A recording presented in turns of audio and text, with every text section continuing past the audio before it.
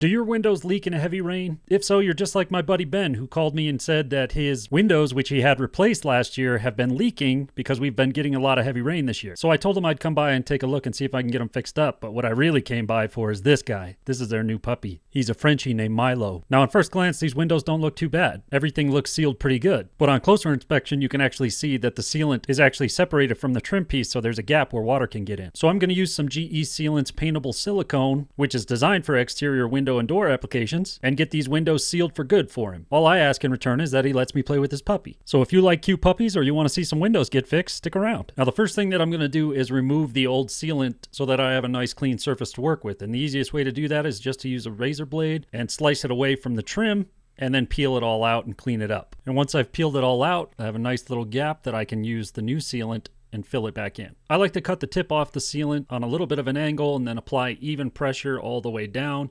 Now some people after my last caulking videos said that the correct way is to actually push the caulk gun rather than pull. I've never had any luck doing that, so you can do it whichever way you'd like to do it, but for me, this is the way that I do it and I seem to have the best results. Just make sure you have a nice consistent bead and that you're filling in the gap, and then come back through with the wet willy and smooth it out. I use GE sealants because I know it won't shrink and crack and leave the same problem that we had before. And because this is paintable, you can paint it to match any trim that you have if it's not white. So I repeated that process around all the windows, both the inside of the trim piece and the outside of the trim piece, so that I made sure we had a good seal. And then I asked my supervisor to take a look at it, make sure that I did a good job, and he was pretty much useless.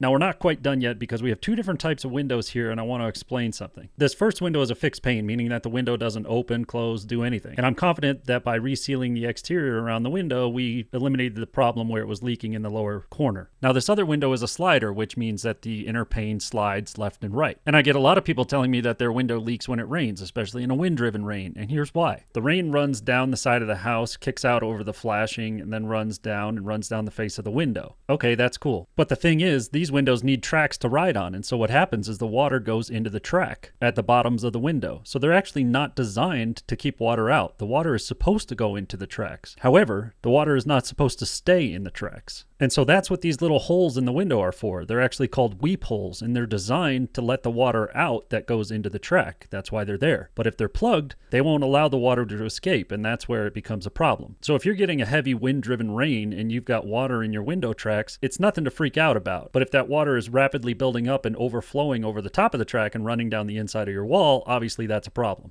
And to fix that, or to stop it from happening in the first place, the best thing to do, in my opinion, is to take an air compressor with a little nozzle on the end of it and blast out those weep holes on occasion with some compressed air to make sure that they're not plugged. And so there you go. This is my favorite kind of project. I was able to help out my friend and get his windows sealed for good with the help of GE sealants. And I got some cute puppy time at the same time. And it's always a good sign if you bring a lot more tools than you end up needing. So that's it for this project. I hope you guys got your puppy fill. And more importantly, I hope you learned something. See you next time.